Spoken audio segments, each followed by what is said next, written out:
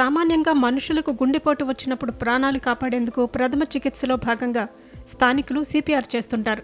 అది మనుషులకే కాదు, మూగజీవుల ప్రాణాలను కాపాడేందుకు కూడా సిపిఆర్ ఎంతో బాగా పనిచేస్తుంది. అందుకు ఉదాహరణే ఈ ఘటన.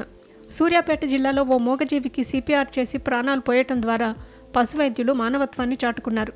చనిపోయిందనుకున్న కొండముచ్చుకు డాక్టర్లు పునర్జన్మను ప్రసాదించారు.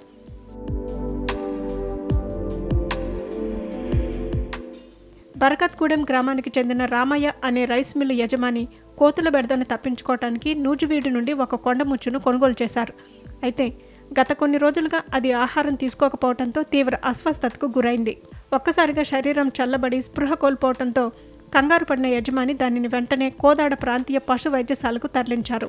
పశు వైద్యులు డాక్టర్ పెంటయ్య కొండముచ్చును పరీక్షించి బీపీ తగ్గి కోమాలోకి వెళ్లినట్లు గుర్తించారు. చికిత్స అందిస్తున్న సమయంలోనే దానికి గుండెపోటు రావడంతో పరిస్థితి విషమించింది. సెకండ్ల వ్యవధిలో నిర్ణయం తీసుకున్న డాక్టర్ పెంటయ్య ఏమాత్రం ఆలస్యం చేయకుండా సిపిఆర్ నిర్వహించారు.